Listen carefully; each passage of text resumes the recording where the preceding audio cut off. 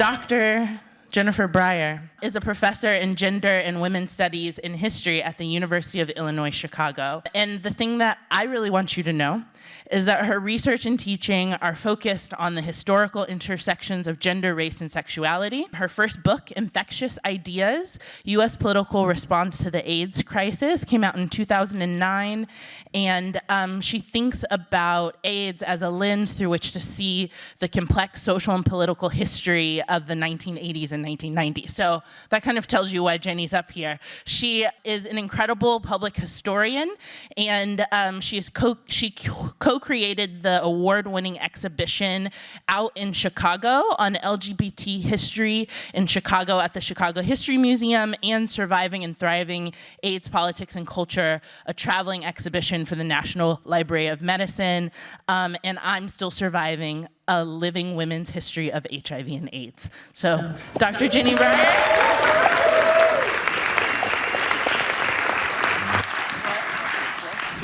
And then literally a man who needs no introduction. Okay, done. James Lapine, living legend, national treasure. We're so lucky.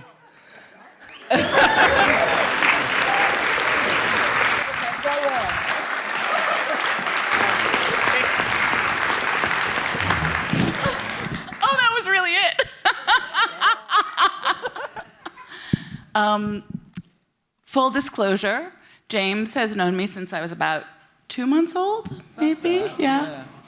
She hasn't changed a bit.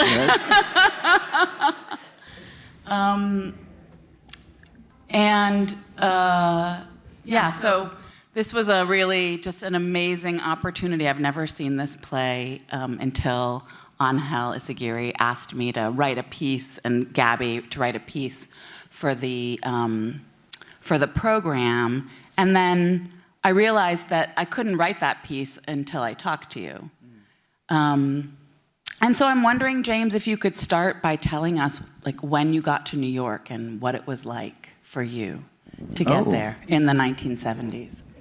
Well, it was great. This is what every old person says about the old days, but it was just, for me anyway, a very burgeoning time of artists and people and thinkers, and I was always living downtown where you could get share a loft and everything was affordable, and there was a sense of freedom about it. The Vietnam War was, beginning to come to a close, and there was just a sense of liberation, I would say, and certainly open sexuality, and certainly the gay world was opening up as well. But it is a long time ago. I could give you specific stories, but I don't think I will. Maybe later. Maybe later. Maybe in the after party. So how did the first act of the play come to be?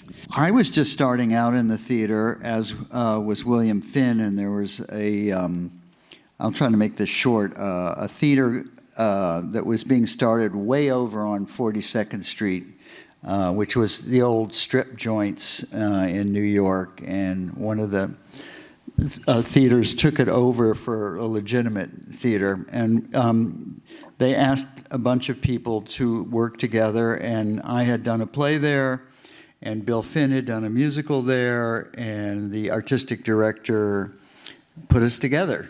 And Bill had started writing March of the Falsettos, and we only had 3 songs, and in those days, Andre Bishop, who ran the theater, said, well, I'll give you a rehearsal room for a month, and you can put it on for a month. And it was just that simple, and we had 3 songs, which we started, and Bill, as you can probably tell in the music, is wholly original, somewhat crazy, terribly disorganized. And he would admit it.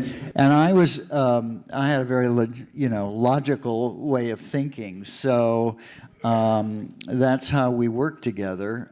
We just built a story together, and the boy was my invention because I said, you really need one normal person on the stage who's not neurotic or crazy or, you know. So that's, Jason came into the mix, and we had really just put it on its feet, and it didn't really come together till the absolute last moment, and people arrived, and there was a new critic at the New York Times who came and saw it and just said it was like nothing he had seen. So that's how it began. And who was the critic? Frank Rich was the critic. Yeah. And that March of the Falsettos, the first act, is it much different in the play than it was originally? No, it's pretty much what it was. Yeah, I had never done a musical, so I didn't even know about how to do a musical. But I would just put these index cards on a wall, and he had these 3 songs, and then we started telling our story. And I said, well, he just sang a song and she just sang a song, so now we got to give this one a song, you know. And then it was like, well, what are they going to sing about? And it kind of built its way around that. And wouldn't it be nice if they all sang together? So we'll put a card there, and you know, that's kind of how we did it. And then the last song was the first song in the first act of, or in the beginning of March, which was the guy standing and sort of saying, this is what the story's going to be. Mm-hmm. When we talked a couple weeks ago, we talked about what Marvin is like. Yeah. And I'm wondering if you can talk a little bit about what this sort of, what it was like to write this, to be in this play, thinking about gay liberation in this moment, and just to sort of set the stage.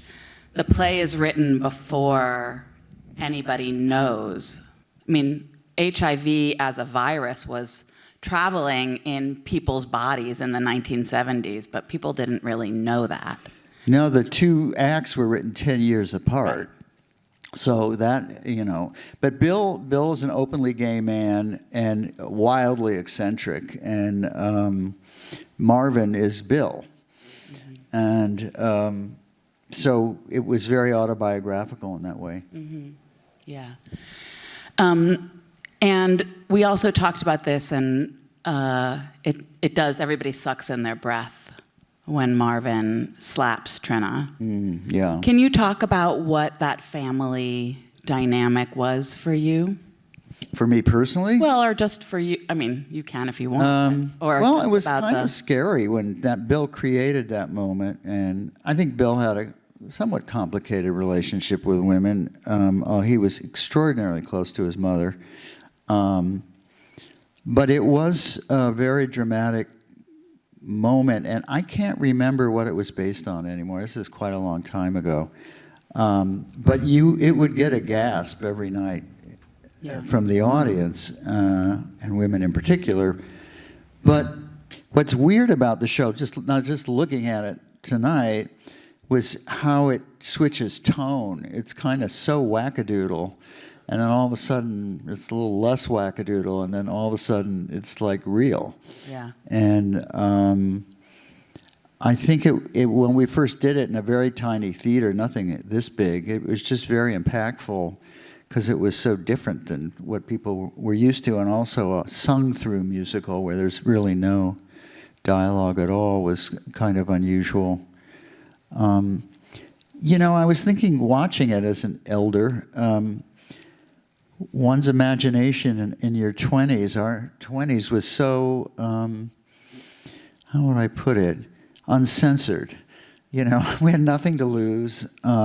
It was just a lark. We used to, you know, drink beer during rehearsals and smoke dope at the end of the night. And I choreographed the whole show, but I did it at night after all the actors left, and I had a bunch of pals come in, bought a couple 6-packs, and we just kind of like, oh, you go there, and you know. And the scenic designer kept saying, well, what are we doing? I said, well, go to the basement. Maybe you can find a couch or, you know, a chair.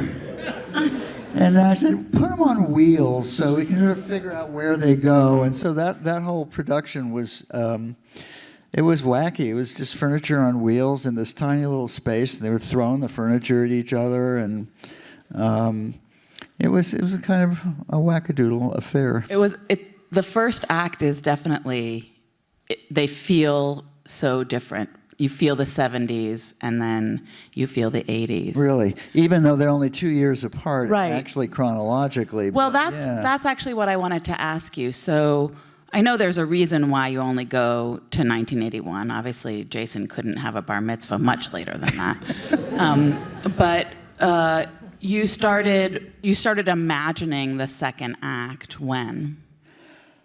Well, almost 10 years later, when AIDS was really in full bloom. Yeah. And we wanted to do something. And we thought, what would those people that we wrote 10 years ago be like today? Or what would this impact have been? So that was just the simple impetus of it. Can we go in a room again with these people? And we added a lesbian couple. And can we create what their lives would be when they were first exposed to this, what would become, a horrific time for gay men in particular. Yeah. I'm wondering if you can remember in your life your sort of first memories of what would become AIDS. Not for the play, but for James. Well, I remember it very well. I had a friend and an agent was the first person who got sick, but nobody ever talked about what they were sick or what it was. And I had worked with him and another fellow and a woman. We had all done my first play.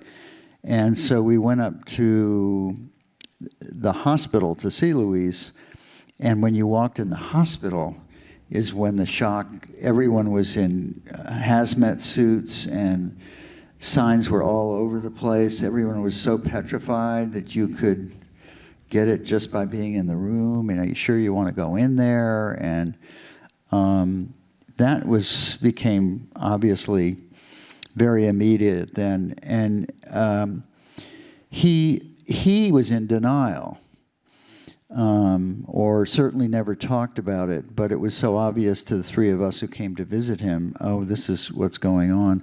And what was so striking about it, a friend of mine, Stephen Graham, who had got the money to produce the show, brought a little paper bag, and he brought a little tin of caviar, and he spooned it into our friend's mouth. It was one of those images you never forget. And he passed away very shortly after that.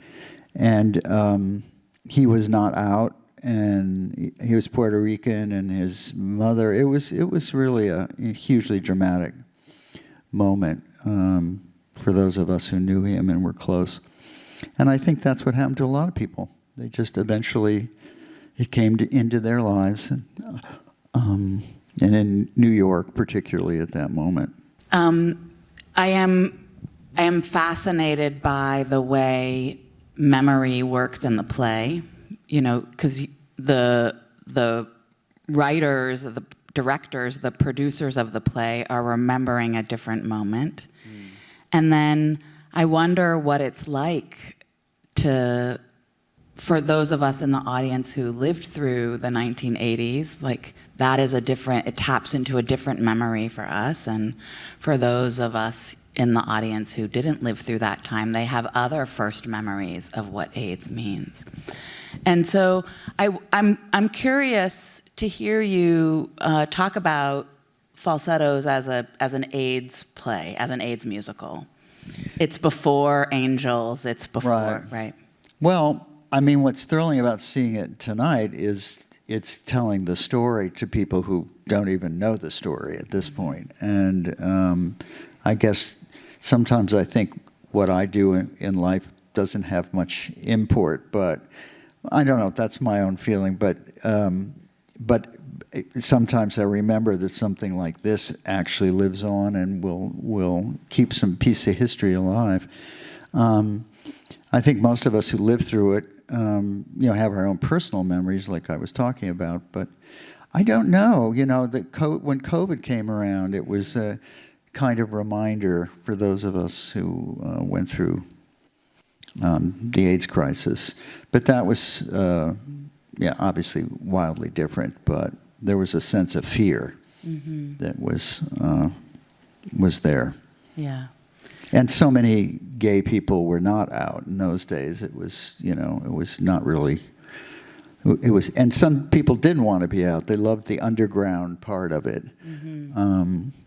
But that was very hard for families that did not condone people who were sick, and of course the religious right, Right. saying it was God's will, etc. Yeah. Before we open it up for questions, so if people have them, start to get them in your mind, I do want to ask about the lesbians. Do ask it, please do. As one, I thought maybe. Well, then, by all means. I love.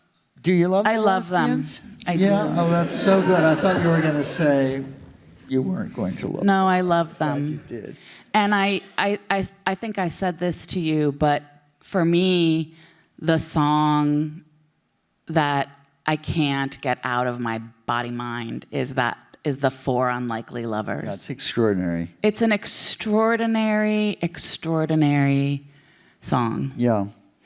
And Bill wrote it for a lesbian couple that he was very close to, put the characters in.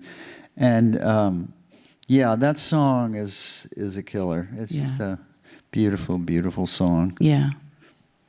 I told you, I have a child with my lesbian wife and his two fathers who are here. Oh, cool. And the thought of what it means for the kind of families you created in this play.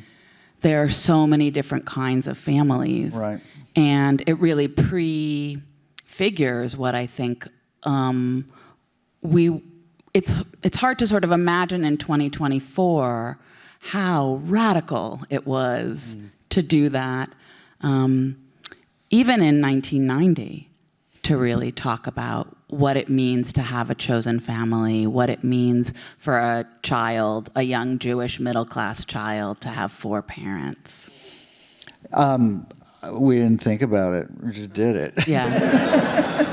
It wasn't like, oh, we're going to do this and show people that. It was in the world we were living in, and Bill just had a very, very close lesbian couple, and he wanted to write songs for lesbians. So, and bring them into the story. And what's so great about it is having the kid in that world and being such a kind of kid with no prejudice, and I love that about the show itself, and how much he loves both those men and the women. So it's cool. And his mother maybe a little less, I don't know, but he'll get over that when he's older, and that'll be great too. All right, I'm going to open it up to the audience. Please. Should I stand up? Yeah, stand up and use your theater voice. I used to work here for There you go. shows, so I'll give you a little bit of context before I ask the question, but I wanted to touch up a little bit and kind of answered it a little bit when we went to COVID. So the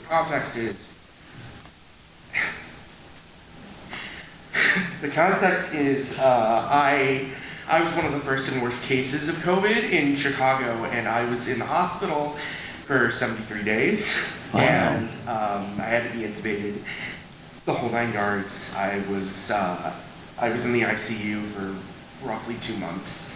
So I guess my question is, what do you see? What were the differences that you noticed or that you saw, or what were the mirrors that you saw between the AIDS crisis and the COVID crisis, and what were things like on the outside? Because I've never really knew that much. Well, I think during COVID, first of all, I'm glad you're here tonight.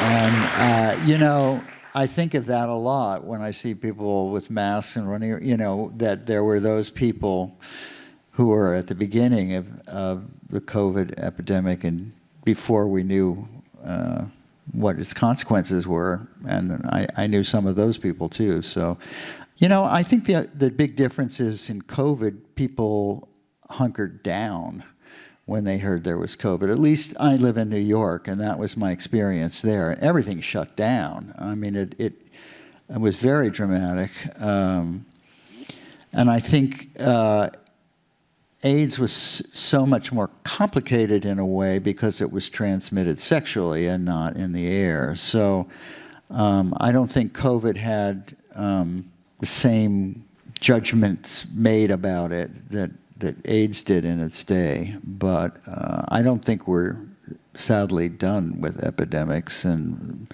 I think they're going to come around and around. And I mean, it must have been an incredible shock when it came into your lives, and as well. But it didn't.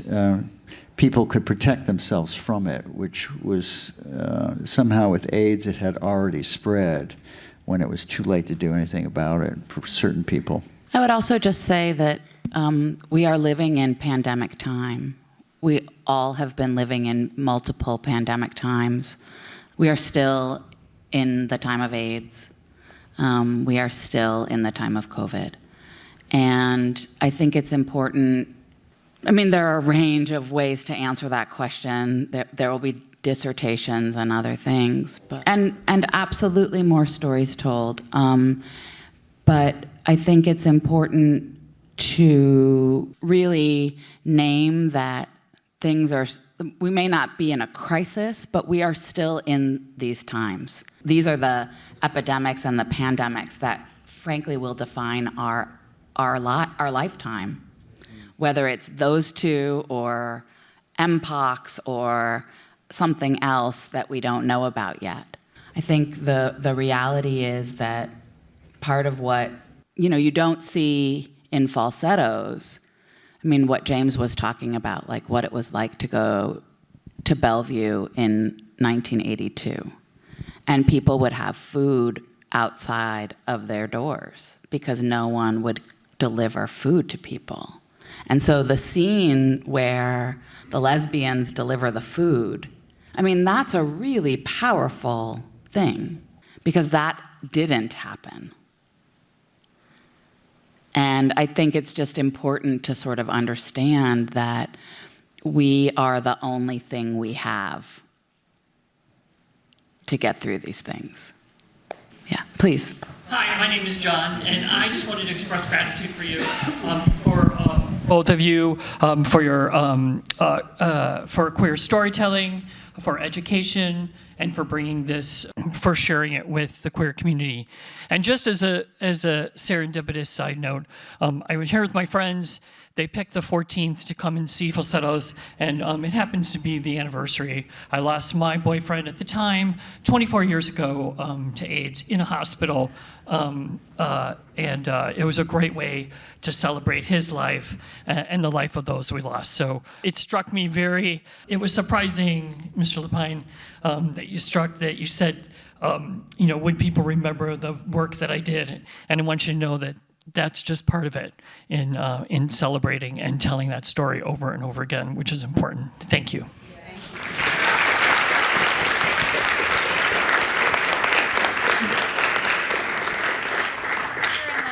Okay, I think we have time for two. Okay, 1, 2. Okay. All right, and look over there. I'll be quick. Mr. James, when I was like 19, I found Sunday in a Park with George, and I lost my mind, and I've yet to find it. I've yet to find it by... How did you find it? YouTube. Dude. YouTube? YouTube. Don't tell them. Don't take it down. But, No. But Thank God for you two. I think your mind is a fascinating place, and I thank you for being such a fascinating thinker.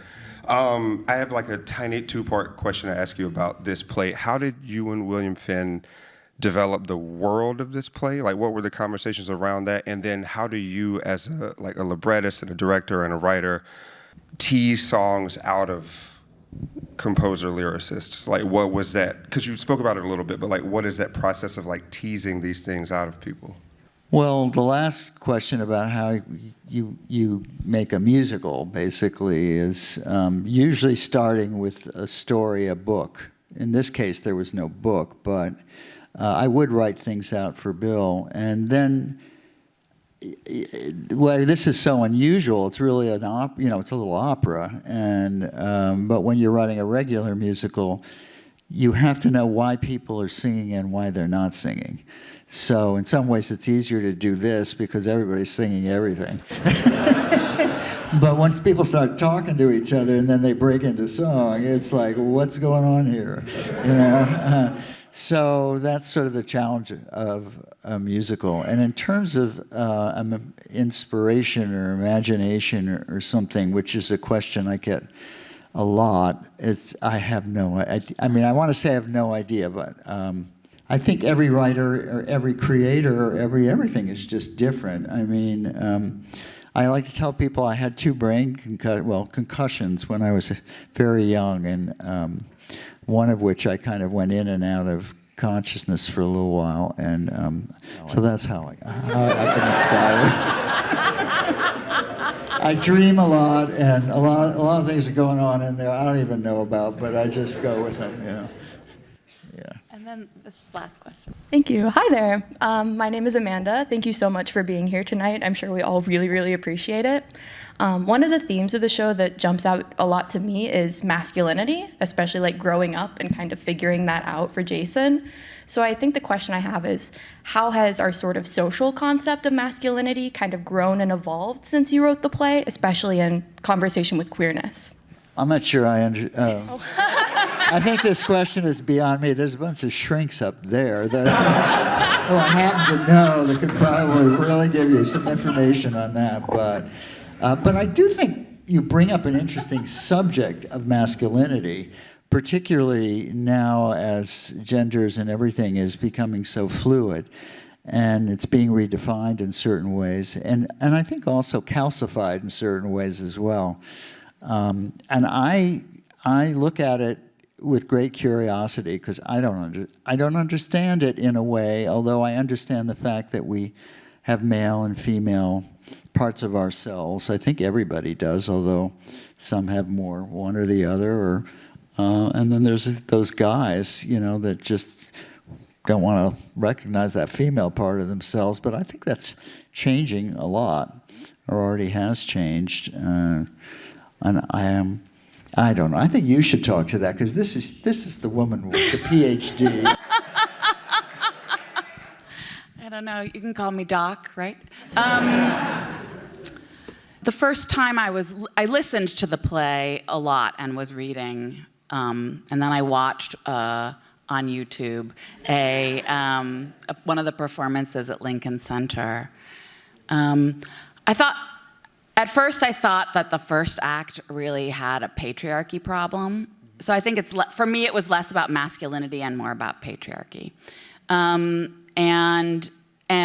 the way Marvin sort of, Marvin is loathsome in the first act. I mean, he's loathsome. And I think he is. Oh. I think loathsome's a little intense, but... All right. No, but he's unlikable for sure. He's unlikable. Okay, fine. For sure. Fine. He's unlikable.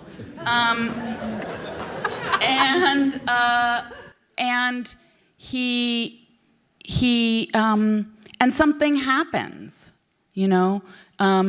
he becomes something else. He becomes a father. He becomes a partner. He becomes more human in the second act. he What- lets go of some of that, what we would today call toxic masculinity. What would you call it? Toxic. Toxic, yeah. That's what the young people call it. Okay. Oh, well, I'll make sure I don't say it. But there are so many other men in this play, in this musical, right? And they have a really different way of operating in the world that I think is worth thinking through. And the difference between Act 1 and Act 2 is pretty profound. Well, yeah, because we also wrote it 10 years later. 10 years yeah. later. But you know, Bill's a wild card, and Bill's, as I said, extremely close to his mother, but I've known other men like him who have just complicated feelings about women. And the moment when we wrote the song where he slaps his former wife was, we knew, going to be really intense. But it's a kind of thing an actor has to do where they finally push, well, not the actor, but the character pushes himself and pushes till it explodes. Right. For him to finally see who he is and what he's done. And we all probably know somebody like that. And that's why I think it's an interesting show at the end when he does that, and that song "I Never Wanted to Love You." You know, it's almost comes from the same emotion as love, somehow complicated in there. Where I think he probably loved his wife and wanted to love her, but he was gay, and the frustration of it all somehow came out on her, and then he turns to the boy to try to make things right in that final song. It's complicated and interesting. Yeah, I agree completely. But I do agree that he's an unlikable character. Unlikable. Yeah, and which is, you know, don't ever write an unlikable leading. You know, that's what you have to find the humanity in your main character at some point. Otherwise, you know, it's why did we sit there and watch this creepy guy? Well, as I said, the lesbians save the day. Yeah, we should have put them in the first act. Yeah, exactly. Thank you so much. Yeah. Okay. James. Thank you all for coming. Thank you all. Yay. Welcome to Falsetto.